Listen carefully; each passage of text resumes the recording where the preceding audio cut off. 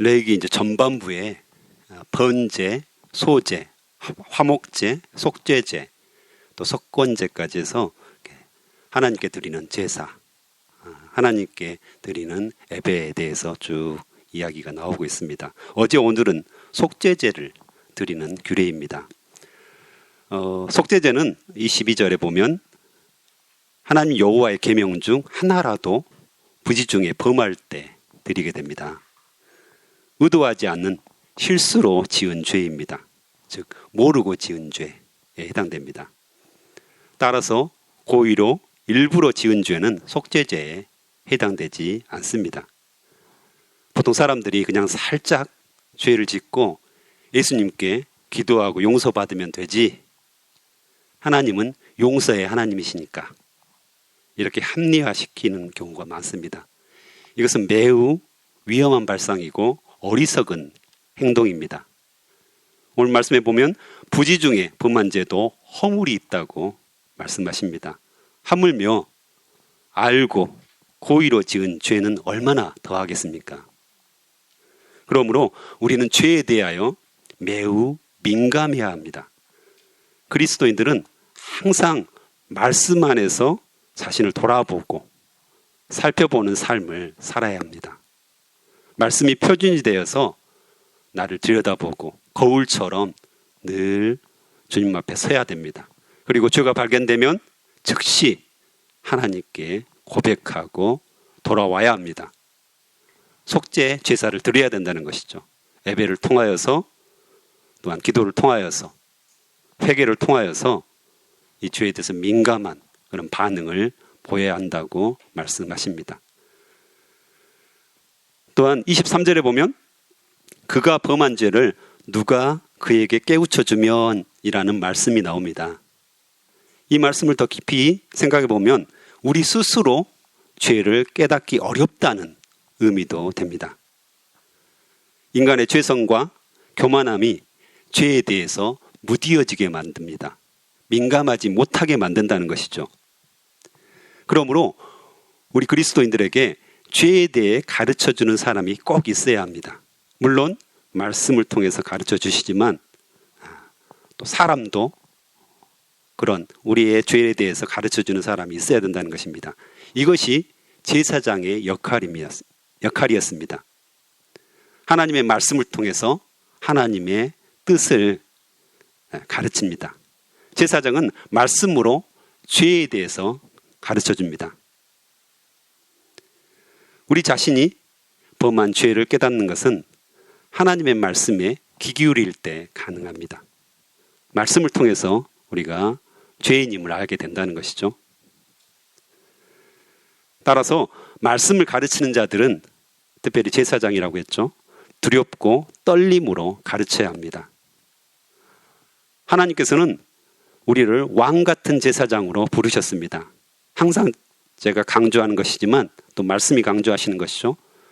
우리 그리스도인들은 왕 같은 제사장으로 다른 사람들을 반드시 가르쳐 지키게 해야 합니다. 마태복음 28장 18절에서 20절, 예수께서 나와 말씀하여 이르시되 하늘과 땅의 모든 권세를 내게 주셨으니 그러므로 너희는 가서 모든 민족으로 제자를 삼아 아버지와 아들과 성령의 이름으로 세례를 베풀고 내가 너희에게 분부한 모든 것을 가르쳐 지키게 하라.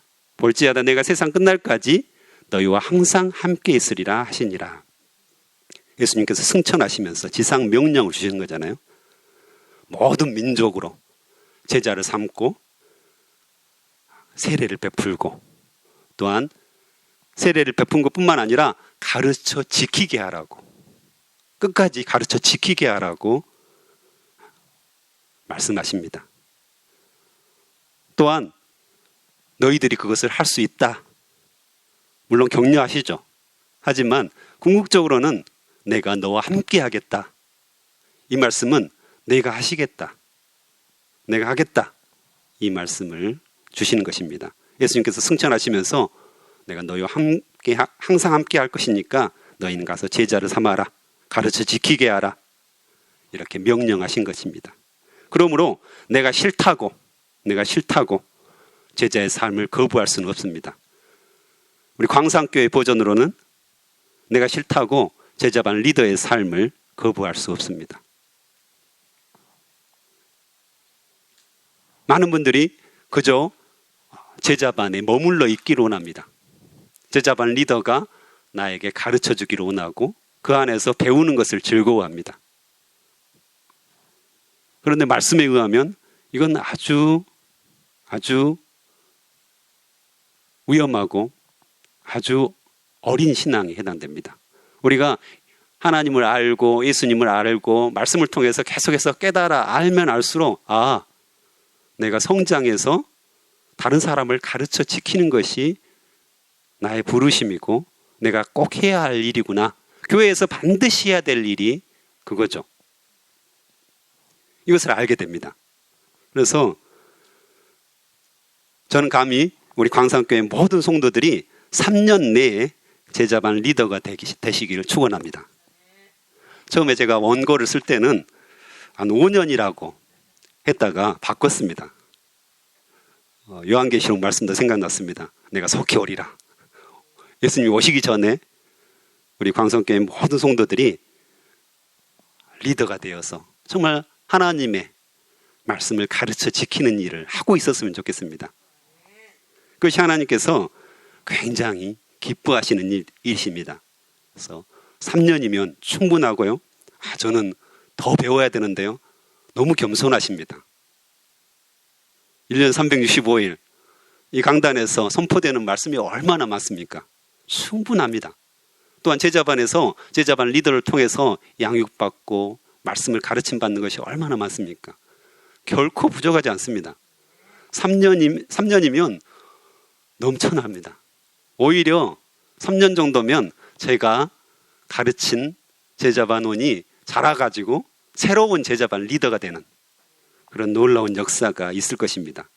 소망을 가지고 하나님께서 나에게 명령하셨으니까 말씀하셨으니까 아멘 하고 순종하면 모두가 그렇게 됩니다. 나이요? 아무 상관없습니다. 어린이나 어르신이나 아무 상관없습니다. 하나님 말씀에 순종하면 하나님께서 나와 함께 하셔서 항상 함께 하시겠다고 하셨잖아요. 함께 하셔서 지혜와 명철을 주시고 또 방법을 주시고 또 어르신들은 다 부모가 되어 보셨잖아요. 어떻게 아이를 키워야 되는지 양육해야 되는지 다 알고 계십니다. 똑같습니다.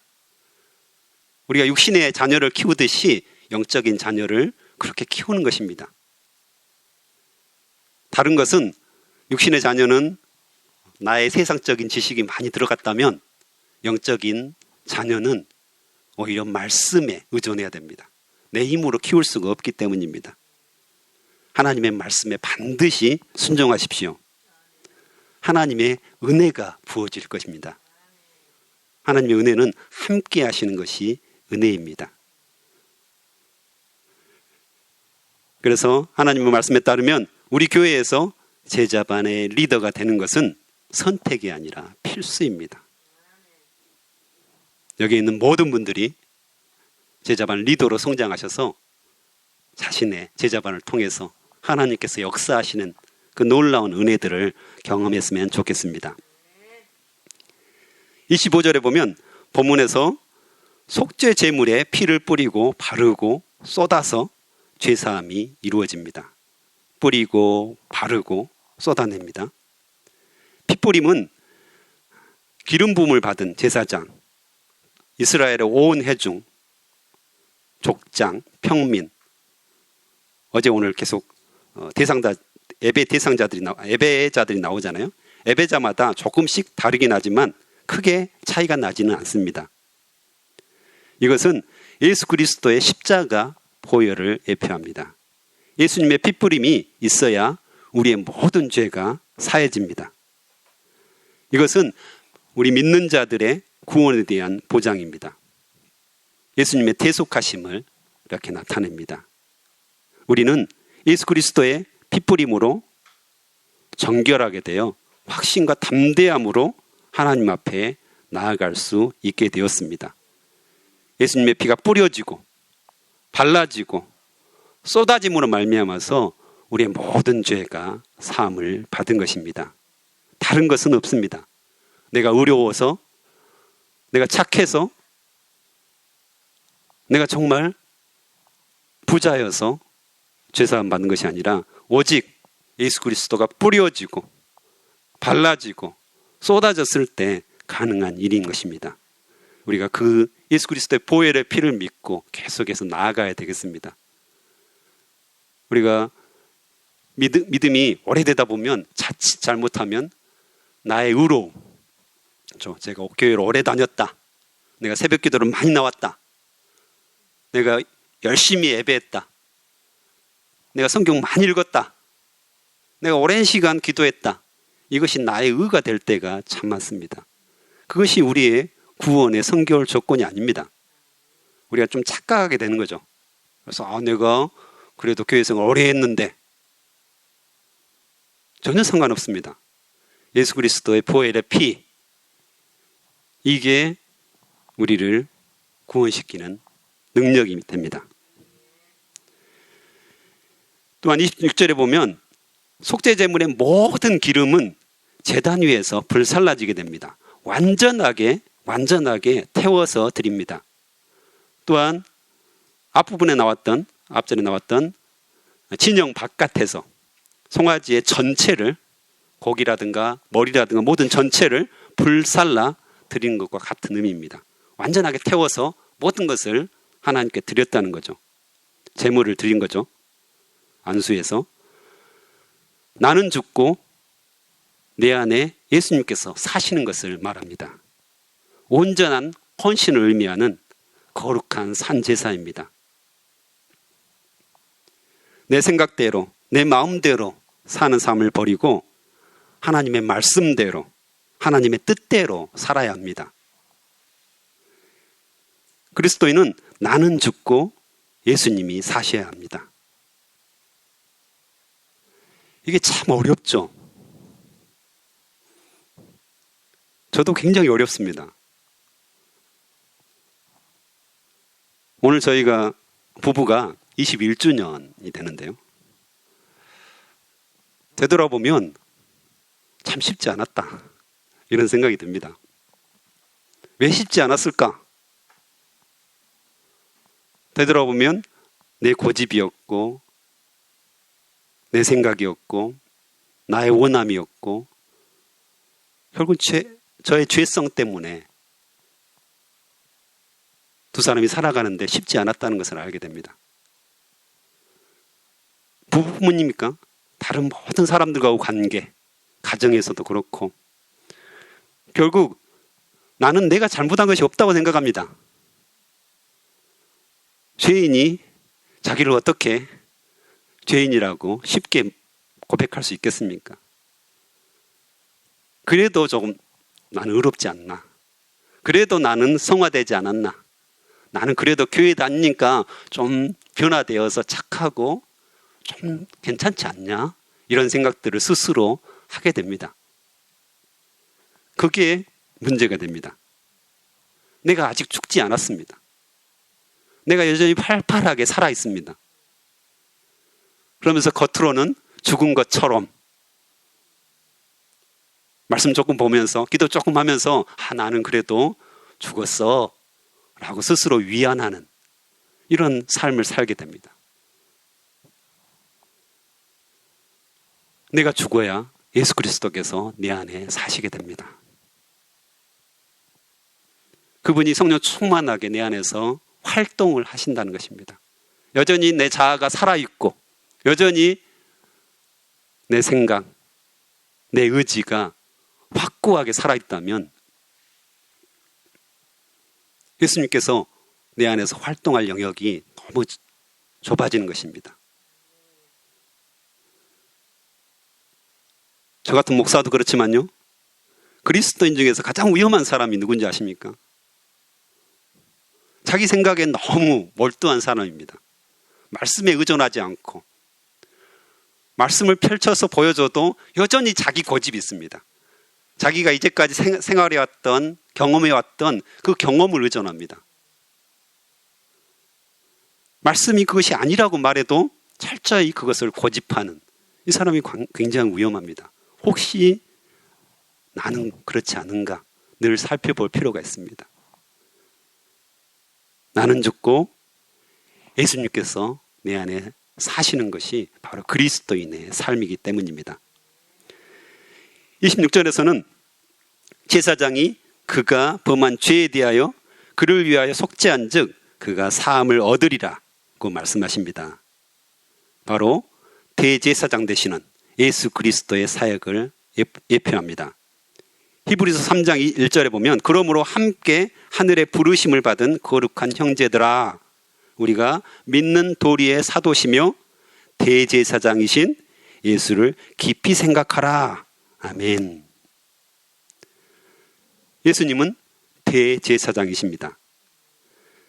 제사장이 예배자를 위해 대신 속죄하면 예배자가 용서를 받는 것처럼 우리 그리스도인들은 예수님의 십자가 보혈로 죄사함을 얻습니다.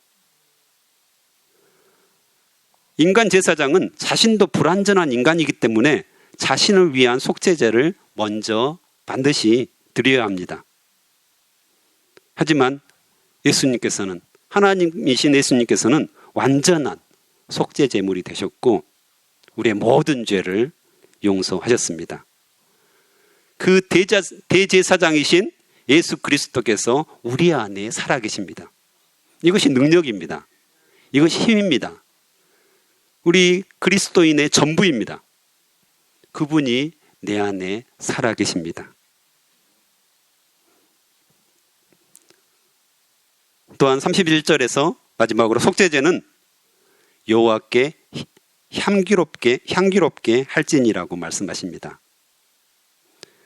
우리가 예수 그리스도의 보혈의 피로 죄 씻음을 받은 후 정결하게 되면 죄 때문에 원수되었던 하나님과의 관계가 회복되고 화목하게 됩니다. 하나님께서 우리를 기쁘시게 받으신다는 것입니다. 그래서 하나님과 영원히 함께하는 특권을 누리게 됩니다. 그분께서 우리를 귀하게 여기시고 또한 소중히 여기십니다. 내 안에 살아계시겠다고 약속하셨고 또 우리도 동일하게 예수 그리스도 안에 살게 되는 그 특권, 영원한 생명, 영생을 우리가 얻게 됩니다. 그래서 속죄제를 통하여서 우리는 꼭 확인을 해야 됩니다. 내 안에 살아계신 예수 그리스도, 그 대제사장인 예수 그리스도께서 우리의 모든 죄를 용서해 주신다. 또한 그러한 확신 때문에 우리는 동일하게 이 땅에서 거룩하고 정결한 모습으로 하나님의 말씀대로 살아야 합니다. 예수님께서 원하시는, 내 안에 살아계신 예수 그리스도께서 원하시는 삶을 살아야 된다는 것입니다. 그것이 바로 조금 전에 말씀드렸던 제자의 삶입니다. 나를 위해서 사는 것이 아니라 하나님께서 원하시는 다른 사람을 전도하고 그 사람을 양육하고 또 새로운 제자로 세우는 일에 우리가 부르심을 받았다는 것입니다. 이것을 결코 잊어서는 안 됩니다. 많은 그리스도인들이 범하는 오류가 내 안에 살아계신 예수 그리스도를 굳게 붙잡긴 합니다. 예배 보고 기도하고 말씀 보고 교회 안에서 뭔가를 잘합니다.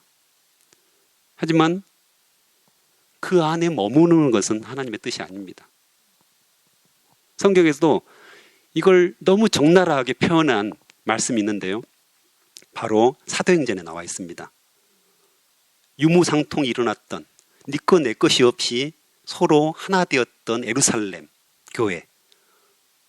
오순절 성령 강림 사건 후에 3,000명, 5,000명이 설교할 때 돌아왔던 그 예루살렘 교회. 최고의 교회였죠. 얼마나 아름다웠습니까? 이런 교회가 없습니다. 이렇게 아름답고 귀하고 서로 사랑하고 섬기고. 그런데 어떻습니까?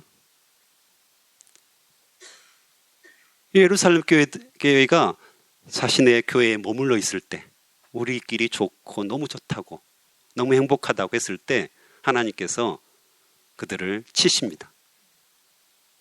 감히 쳤다고 말씀드릴 수 있는데요. 스데반 순교 사건을 통해서 12사도를 빼놓고 모든 사람들을 완전하게 흩어버리십니다. 모두 흩어버리십니다. 그걸 통해서 복음이 어쩌면 꾸역꾸역 하나님의 의도대로 꾸역꾸역 사람들이 이제 쫓겨다니는 거죠. 밖으로 계속 쫓겨다니면서 복음을 전하게 됩니다. 그래서 안디옥 교회가 생기고 복음이 유럽으로, 미국으로, 아시아로 이렇게 계속해서 확장되게 되는, 하나님의 나라가 확장되게 되는 역사가 있습니다. 이건 너무 우리에게 귀한 교훈을 줍니다. 말씀하십니다. 결국엔 복음은 우리 안에 머물러 있으면 썩어버립니다. 교회 안에 머물러 있으면 썩어버립니다. 이건 너무 극명한 사실입니다. 하나님 말씀 그걸 정확하게 말씀하십니다. 결국은 복음은 흘러 넘쳐서 사회로 가고 세상으로 가야 됩니다. 한국 교회의 당면한 문제 속에서 철저하게 우리가 깨달아야 할 점입니다. 지금까지 한국 교회가 너무 안에 머물러 있었다는 것이죠. 우리 안에 찬송이 있고 경배가 있고 기도가 있고 말씀이 있으니까 너무 좋습니다.